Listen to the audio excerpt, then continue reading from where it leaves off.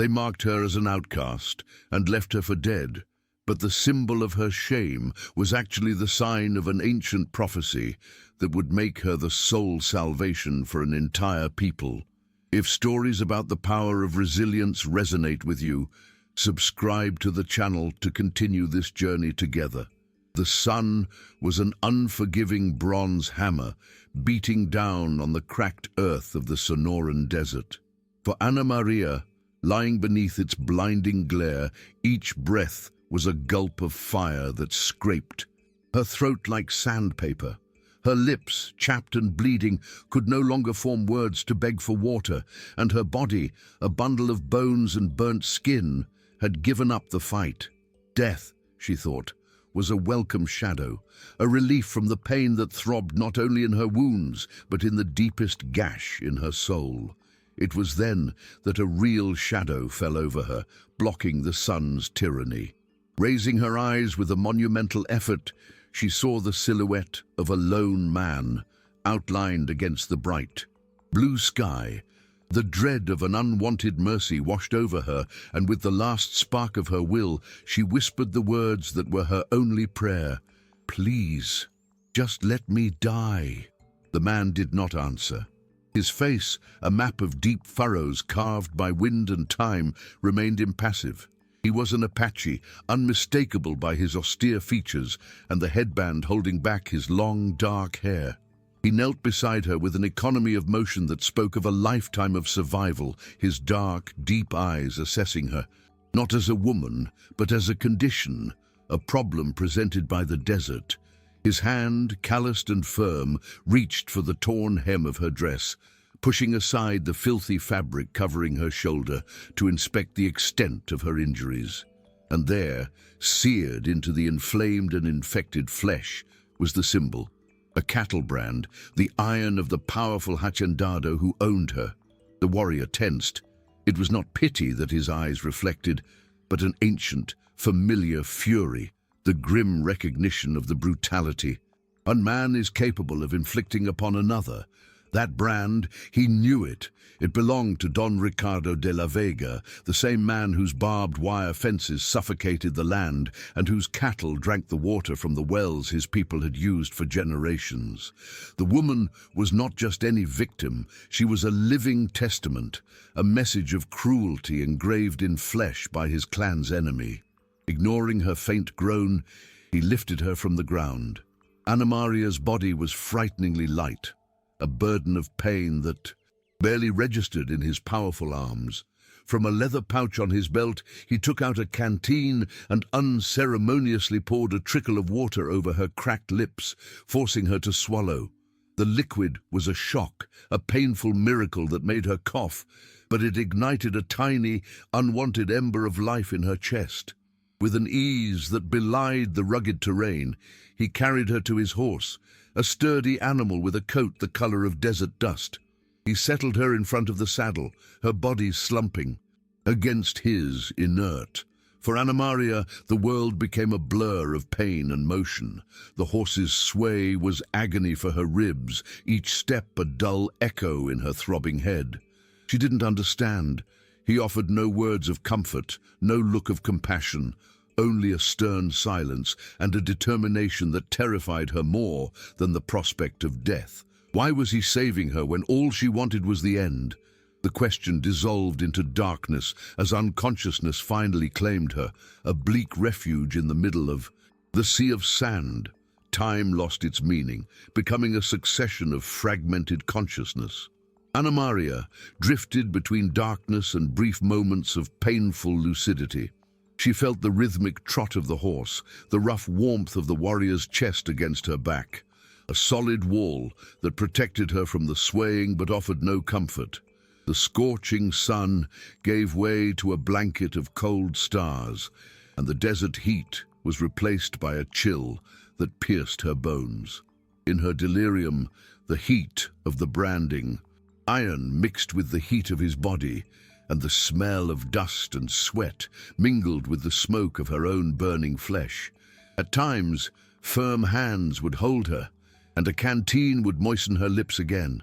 There was no kindness in the gesture, only a brutal efficiency, the same a man would use to keep a valuable animal alive. When she finally awoke fully, the movement had stopped. She was no longer on the horse's back, but lying on soft, warm furs. The air was cool and smelled of juniper smoke and damp earth. Reddish rock walls rose around her, forming a natural shelter against the elements. Someone had cleaned the blood and dirt from her body and replaced her rags with a simple cotton tunic.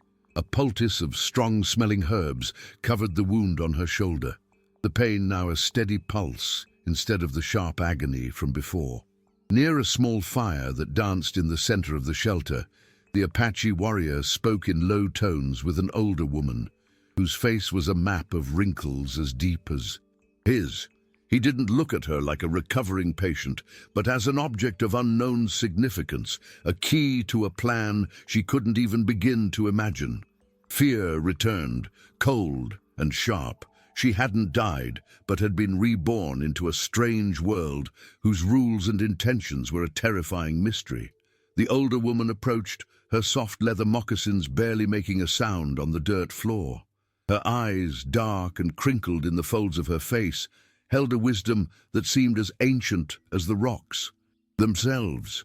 She held a clay bowl from which an aromatic steam rose, a thin broth with pieces of meat and roots.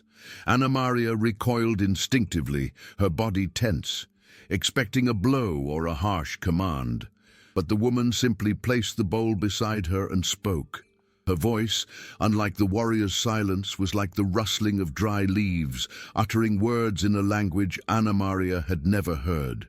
Then, in broken and hesitant Spanish, she said only one word: eat. Anamaría looked from the broth to the woman's face, and a question escaped her lips before she could stop it. Why? The word came out hoarse, a scratch in her throat, and it referred to everything: the rescue, the care, the bowl of food. The old woman didn't answer the question. Instead, her gaze fixed on the bandage on her shoulder, as if she could see the symbol seared beneath it. She turned to the warrior and said something in her language, a handful of short, guttural syllables. The man, who until then had remained a granite statue, took a step forward, and there was a new intensity in his gaze, an urgency that replaced the cold assessment from before. The healer raised her hand, not to touch Anamaría, but to trace in the air the shape of Don Ricardo's brand, a stylized V with an overlapping circle. However, her fingers didn't stop there.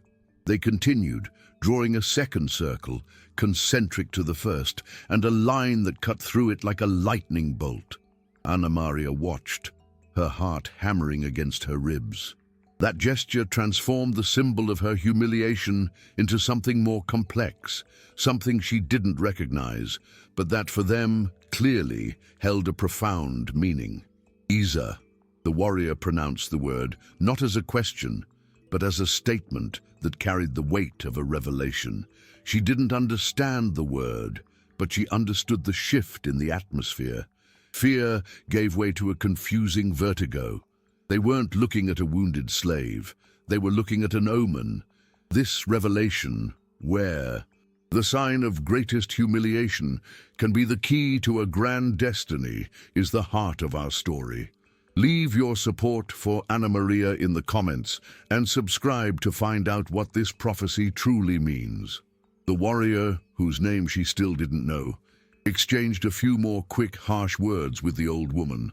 Then, without another glance in her direction, he turned and left the cave, his silhouette disappearing into the blinding light outside. Anamaría tensed, expecting him to return, or for the old woman to become hostile now that they were alone, but nothing happened. The distant sound of a horse's hooves fading away was the only answer. She was trapped, not by ropes, but by her own weakness and the enigma that surrounded her. The word Isa echoed in her mind, a strange and powerful sound. She looked at the old woman, who simply pushed the bowl of broth a little closer to her. The message was universal and unmistakable. Survive first. The answers would come later, or they wouldn't come at all. With trembling hands, Anamaría took the bowl and drank, the warm liquid spreading a strength she hadn't felt in a long time. The days that followed were a ritual of silent healing. The older woman, whose name Anamaría learned was Chaitan, meaning falcon in her language, tended to her wounds with a skill that surpassed any doctor she had ever seen. She applied new herbal pastes that cooled the fire of the infection and gave her bitter teas that cleared her feverish mind. Communication remained a challenge, a mosaic of gestures and single words in Spanish. Chaitan would point to the sun and say, "Shah," to the water and say, "Tu," and every day she would lightly touch Anamaría's shoulder over the bandage and solemnly repeat, "Isa." One afternoon, using the tip of a knife, Chaitan drew the brand in the packed dirt of the cave floor. The V for Vega, the circle. Then, with precision, she etched the second circle around it and the line that crossed through it. "Shooting star," she said, the Spanish translation sounding strange and sacred on her lips. Anamaría stared at the drawing, her head spinning. Her brand of shame, the symbol of her slavery, was to these people the sign of a shooting star. The shock of those words hit her harder than the desert sun. "Shooting star," Anamaría repeated in a disbelieving whisper, the sound breaking into a bitter, joyless laugh. "No, this is the mark of an animal, Vega's brand." She touched her own shoulder, the tunic's fabric unable to hide the reality of the mutilated flesh beneath. To her, that symbol was the end of her humanity, the signature of her owner on her skin. Chaitan didn't contradict her. Instead, the old woman dipped a stick into the ashes of the fire and drew again on the ground, this time more carefully. She pointed to Vega's V. "The mountain," she said in her limited Spanish. Then she pointed to the concentric circles, the eye of the Great Spirit, and finally, to the line that cut through everything, the tear of fire that falls from the sky, the sign. She looked at Anamaría, and in her eyes there was no pity, but a reverent respect. "Your pain is great, but the pain that heralds change is sacred." In the following weeks, Anamaría recovered not only her strength, but a part of herself she thought had died in the desert. Under Chaitan's care, her skin regained its color, and flesh returned to cover her bones.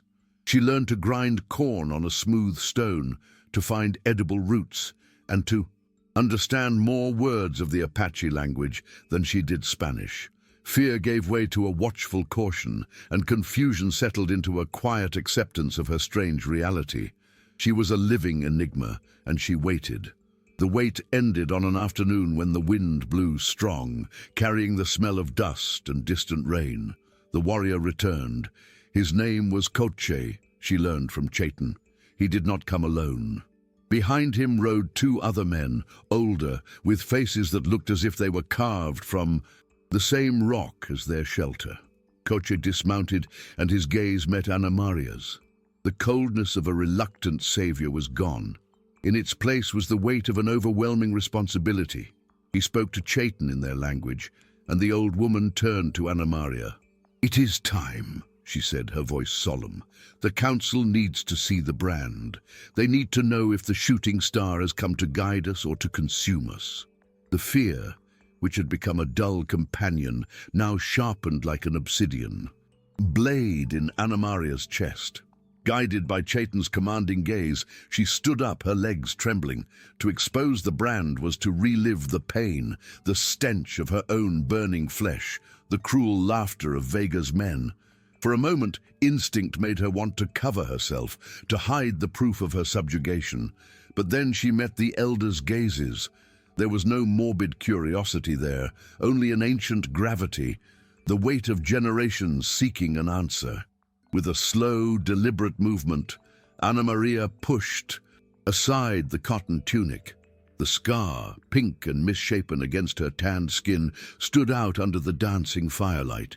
It was the signature of her pain, the emblem of her shame, now exposed like a sacred text to be deciphered. The older of the two men, whose hair was as white as the desert salt, reached out a bony hand, stopping inches from Anamaría's skin. His eyes did not see a branded slave, but something more. He spoke, and his voice was like stones grinding together, laden with the dust of years. The words were in Apache, but the solemnity was universal. Coche, who had remained silent as a sentinel, translated in a harsh and reluctant Spanish, his eyes fixed on Anamaría. He says the shooting star has arrived. The first part of the prophecy has been fulfilled. A wave of dizziness threatened to topple Anamaría. Then the elder spoke again, and Coche's translation came darker. But the sign only shows the fall, not the destination. The tear of fire that decides the path has not yet been drawn. The prophecy says the bearer of the mark must choose her path, to be the water that nourishes the dry earth, or the fire that turns it to ash. Water or fire, she repeated, her voice laced with a bitter sarcasm that was her only armor. A dry, joyless laugh escaped her lips. The only choice I've ever been given was which side of the branding iron to feel. I am no one's water, and the only fire I know is the one that burns skin and turns hope to ash. Her eyes locked on Coche, the man who had dragged her into this madness. Why did you bring me here? To show me off like some bizarre trophy? I am not a sign. I am a runaway slave, and all I wanted was to die in peace. Coche took a step forward, his imposing presence silencing her defiance. His face remained a stone mask, but his eyes burned with a restrained intensity. We are dying too, he said, the Spanish sounding brutally direct. Vega's fences are a slow noose. His herds drink our wells dry. Our children are hungry. He gestured to encompass the elders and the rock shelter. Water is the path of patience, of escape. It is watching our people wither while we wait for a mercy that will never come. Fire is the rage you feel now, multiplied by every one of us. It is using the injustice they carved into your skin as our banner. It is returning the pain to those who gave it and taking back what is ours, even if it means burning everything to the ground. His words hung in the thin cave air, as thick as smoke from a wildfire. Fire. The word resonated in Anamaría, not as a concept, but as a physical memory. She felt the phantom heat of the iron on her shoulder, the nausea from the smell of her own burning skin.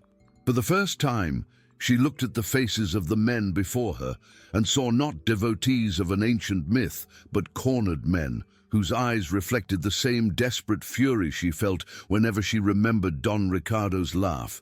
The choice they presented her was not about a prophecy. It was about what to do with unbearable pain. Let it consume her from the inside, like thirst in the desert, or turn it into a weapon and point it back at its source. The hatred, which had been her solitary prison, was now offered to her as a key. The question she asked broke the silence, not with the sarcasm of before, but with the weary weight of a lifetime of powerlessness. And what do you want me to do? Her voice was a thread, almost a whisper. Point the way? I can barely stand. I am not a warrior. I am not a leader. I am only proof that Don Ricardo can do whatever he wants to whomever he wants. It was the white-haired elder who answered, even before Coche could translate. He stepped forward, his dark eyes fixed on hers, and spoke in his language.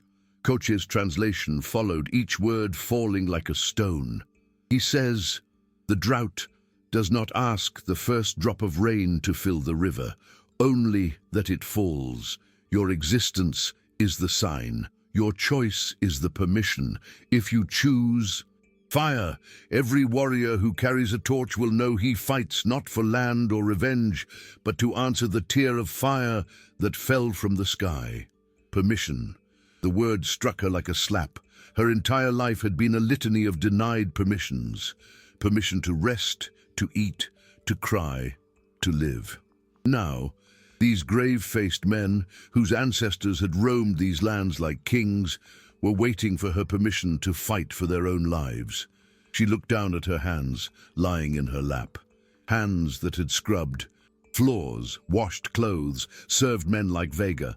hands that had tried uselessly to shield her face from blows and her body from the final humiliation of the hot iron. They were the hands of a victim. What would they know about granting permission for war? But then, the memory of the fire returned, not as pain but as a lesson. The lesson that some things could not be washed away, only purified or destroyed by fire. She raised her head slowly, and the desperation in her eyes had crystallized into something harder, colder. Her voice, when she finally spoke, was a hoarse whisper that cut through the silence of the cave. "You ask me if I choose water or fire." She touched the scar on her shoulder, the gesture no longer one of shame, but of possession. Water washes away dirt, but the brand remains. Don Ricardo's cattle drink the water and stay fat. Patience is the slow death he has chosen for us. Her eyes met Coach's, and for the first time, she was not the woman he rescued, but an equal. In fury, "He taught me the language of fire. It is the only one men like him understand." She paused, the weight of her next words building in her chest. "So I give you my permission. I give you my pain as fuel. Burn it all down." A dense, heavy silence fell over the cave, a vacuum left by Anamaria's terrible and liberating words. The elders did not move. The white-haired one slowly raised his hand, not to touch her, but to place it over his own chest in a gesture of solemn acceptance. He bowed, his head an acknowledgement that transcended language. There was no joy on their faces, only the grim resolve of men who see a long and bloody road ahead, but who have finally been given permission to walk it. Coche watched her, and on his stone face, something shifted.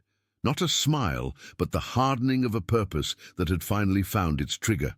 The hatred she offered was not an unholy gift, but the purest weapon they could wield, forged in the same injustice that consumed them. Without another word, the two elders turned and left the cave, their figures dissolving into the approaching night, leaving Anamaría alone with Coach and Chaitin. The mystical atmosphere of the prophecy had dissipated, replaced by the palpable tension that precedes violence. Coche took a step toward her, and for the first time he addressed her not as an enigma or a victim, but as an ally. "You are no longer a prisoner of the desert," he said, his voice low and rough, "nor a guest. Now, you are the reason." He turned to the cave entrance, looking out at the stars that were beginning to appear. "I will leave at dawn. I will take your words to the other clans. The smoke from our signal fires will speak with your voice." Anamaría shivered, not from cold, but from the magnitude of what she had done. Her solitary pain was no longer just hers. She had given it away, and now it would spread from mountain to mountain, a wildfire started by a single spark of vengeance. When Coche was gone, the silence he left behind was heavier than his presence. Anamaría remained seated, the echo of his words, "You are the reason," hammering in her mind. She looked at her own hands, expecting to see them stained with blood or ash, but they were just the hands of a woman who owned nothing but a scar and a newly unleashed fury. She felt no regret, but the frightening chill of a door closing behind her forever. Chaitin, who had watched everything in silence, moved. She offered no words of comfort, but simply placed another piece of dry wood on the fire. The flames leaped up, devouring the wood, and their glow danced in Anamaría's eyes, which now saw not the warmth of a hearth, but the image of an entire world in flames. The morning arrived, cold and unforgiving. Coche's place by the fire was empty, a physical reminder of his mission and the promise he carried with him. Anamaría had expected the weight of her decision to crush her, but instead she felt a hollow emptiness, the quiet before the storm. It was then that Chaitin approached her.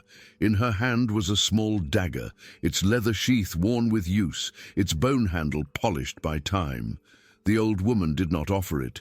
She placed it firmly in Anamaría's hand, closing her fingers around it.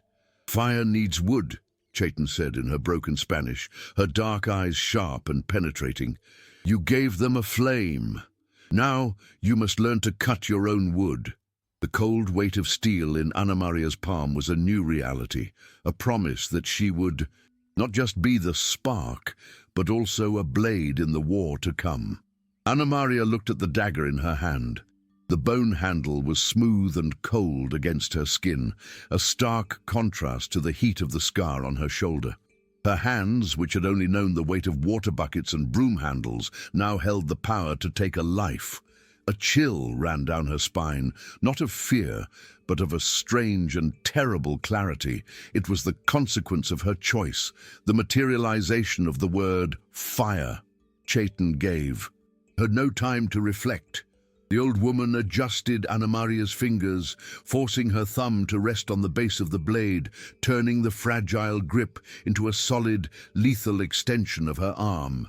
The first lesson was not about attacking, but about holding the weapon with the certainty of one who does not intend to let go, not even in death. The days blurred into a haze of pain and exhaustion. Chaitan was a relentless teacher. She didn't teach Anamaria to fight like a warrior, but to survive like a shadow. She taught her to move without a sound, to use the shadows as a cloak, and to read the terrain like a book.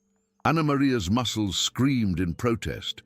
Her body, still recovering from starvation, was clumsy and slow. She stumbled, her strikes were weak, and more than once the wooden stick Chaitan used as a sparring partner found her, leaving bruises that bloomed on her skin like dark flowers. But every time she fell, the image of Vega's branding iron burned in her mind, a fuel more potent than any food. "Weakness invites the wolf," the old woman would say as she forced Anamaria to get up. "You don't need to be stronger than him, just more willing to cut his throat while he sleeps." The most brutal lesson did not involve the blade, but the mind. Chaitan wasn't just training her body, she was demolishing the slave to forge the weapon.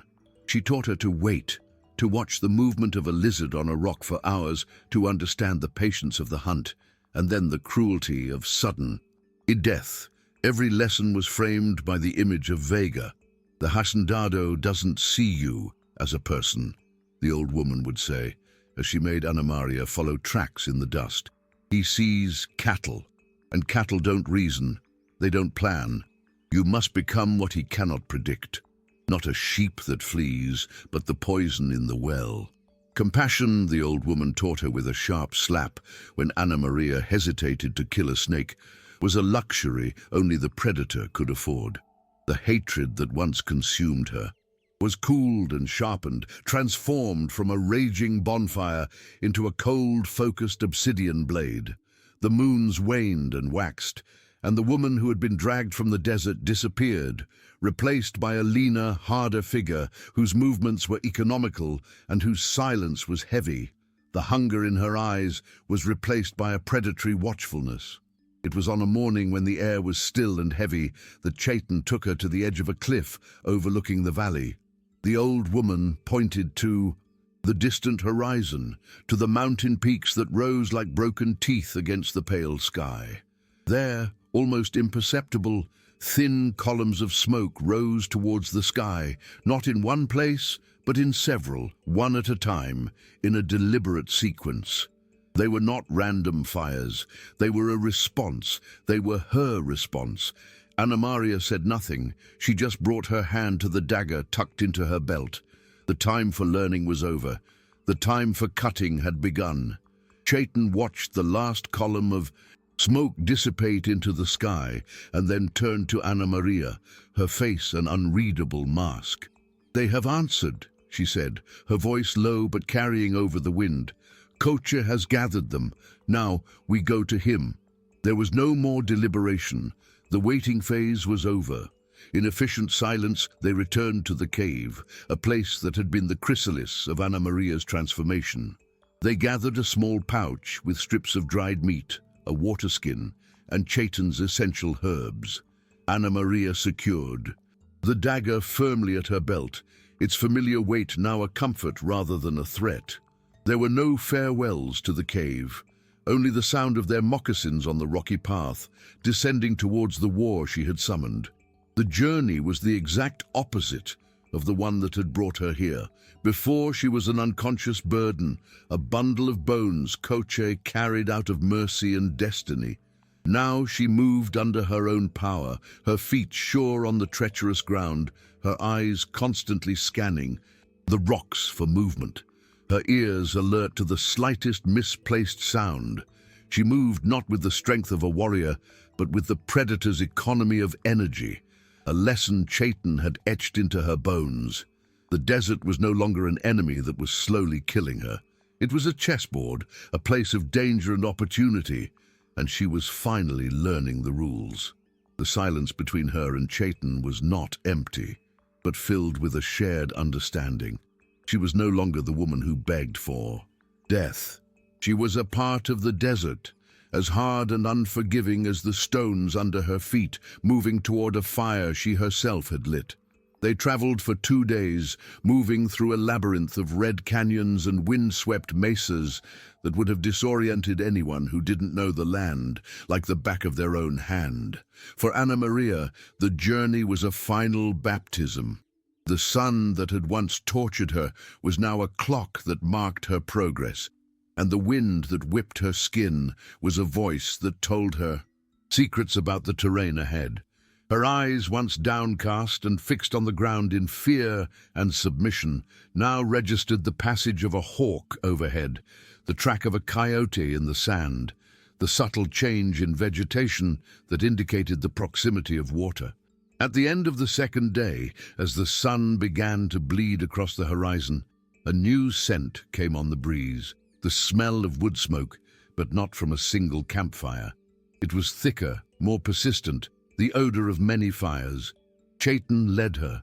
Through a narrow crevice between 2 rock walls, an almost invisible path, and the smell intensified, now mixed with the sound of horses and a low collective murmur, the sound of men waiting.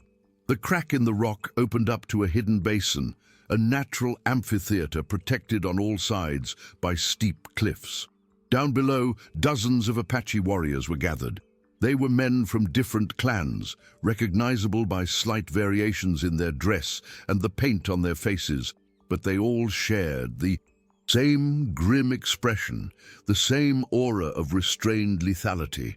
Some were cleaning rifles, others sharpening knives or checking the strings of their bows. The atmosphere was not one of excitement, but of a charged quietness of purpose. Their arrival did not go unnoticed.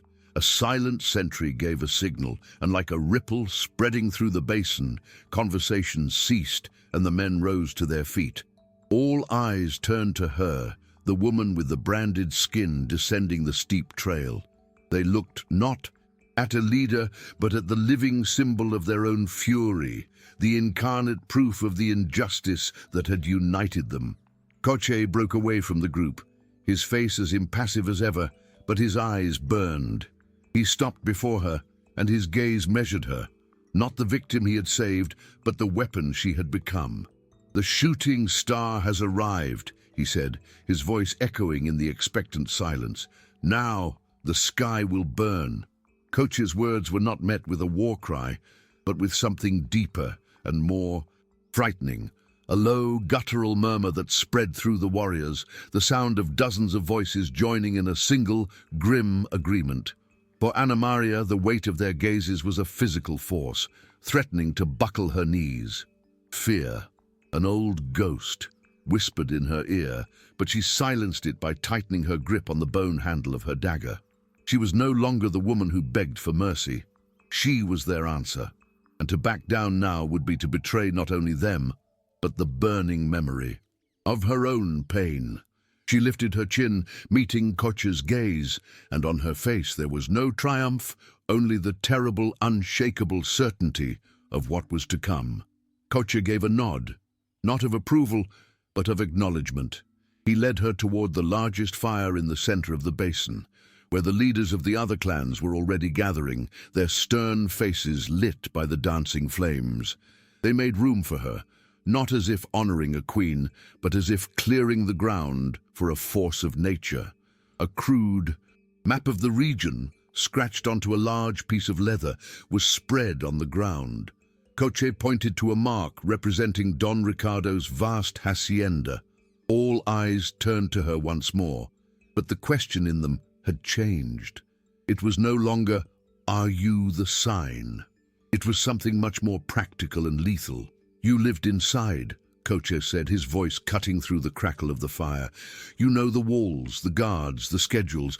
Tell us about Vega. Tell us about his weaknesses." For a long moment, the only sound was the snapping of the fire. Anamaría didn't see a map. She saw the layout of her cage. Every line and marking on the leather evoked the ghost of a pain, the echo of a humiliation. But Chaitan's training had given her a shield. She pushed the memories back, emptying them of emotion until only the facts remained, cold and hard as obsidian. Slowly, she knelt, her fingers tracing the dust beside the leather. Her voice, when she spoke, was not the lament of a victim, but the precise report of a spy. "The water," she began, her voice low and hoarse. "The main well is here in the central courtyard, but there is a hidden spring behind the stables where Vega's personal horses drink. Only 3 men know of it, and one of them, an old man named Mateo, sleeps drunk most nights." The leaders leaned forward, a collective, predatory movement. The murmuring ceased, replaced by a sharp attention. Anamaría continued, her finger moving with an unnerving certainty over the makeshift map.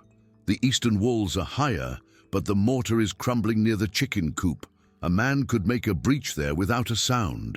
She described the guards' routines, the number of rifles in the main house, Don Ricardo's arrogance that led him to ride out alone at dawn to inspect his cattle near the northern canyon. Every word was a stab into her own memory, but also a weapon she was handing to these men. Her painful past was no longer a horror story. It was an instruction manual for her master's ruin. When she finished, the silence that followed was different. It was no longer the quiet of expectation, but the focused silence of predators who have just spotted the weak point in their prey. The white-haired elder, the same one who had announced the prophecy's fulfillment, looked at her, and for the first time, there was a glint of fierce respect in his eyes. "The prophecy gave us a sign," he said, his voice a low growl that Coche didn't need to translate. "But the woman has given us a knife and shown us where the heart is." Anamaría swallowed, her throat tight, and added one last, most personal piece. "His bedroom window, the one overlooking the rose garden, is never locked. He says the scent of the flowers helps him sleep." Coche looked at her, and on his stone face, a muscle in his jaw twitched. The shooting star was not just a celestial guide. It was a ghost who knew its enemy's most intimate secrets. Coche knelt over the leather map, his knife now serving as a pointer. The hesitation was gone, replaced by a lethal certainty. 10 of our best men, silent as the night, will go for the spring. They will ensure no horse carries an alarm," he ordered, his gaze sweeping over the eager faces. "Another group, the strongest, will open the breach in the east wall. They will create chaos, set fire to the barns. They will be the distraction, the fist." He paused, and his knife moved slowly to the representation of the main house. He looked up, not at the other leaders, but directly at Anamaría. "And I will go through the rose garden." The statement was not a boast, but a sentence. The plan was set, every piece moved by the hand of the vengeance they had found dying in the desert. The night deepened, and the only thing left was to wait for the darkness that would precede the bloody dawn. The wait was not long. As the moon began its descent toward the western mountains, the quiet of the basin was replaced by silent, deliberate movement. There was no war cry, no rousing speeches. The only sounds were the whisper of leather being tightened, the metallic click of a rifle being checked, and the soft rasp of a whetstone against steel. Faces were painted with stripes of charcoal and ochre clay, not to terrify the enemy, but to become one with the shadows. Before leaving, Coche stopped before Anamaría. He said nothing for a long moment, his intense gaze holding her in place. Then he spoke, his voice low but carrying the weight of every life in that basin. "Stay by the fire," he instructed. "Your fire now guides us." Without another gesture, he turned, and with an almost imperceptible hand signal, the warriors moved out. They did not ride, but moved on foot, specters flowing out of the rock crevice and dissolving into the darkness, leaving behind only the smell of dust and an expectant silence. Anamaría stood motionless, watching the darkness that had swallowed them, feeling the cold night air on her skin. She felt no triumph, not even the hot satisfaction of imminent revenge. In its place was a hollow ache, the terrible clarity of what she had unleashed. She had given them a map to her master's house, but she had also pointed the way to death, theirs or others. Every crackle of wood in the fire sounded like a door being broken down in her mind. Every spark that flew into the starry sky was a life about to be extinguished. Chaitan came and sat beside her, her eyes fixed on the flames. The old healer offered no comfort, only the stark truth of her new reality. "Now," Chaitan said, her voice a whisper as harsh as the desert wind, "you listen to the song you taught the world to sing. That song of vengeance, which Anamaría taught the world, is about to have its first and bloodiest verse. If this story of transformation has captured you, subscribe to hear how it ends and leave your support for Anamaría in the comments."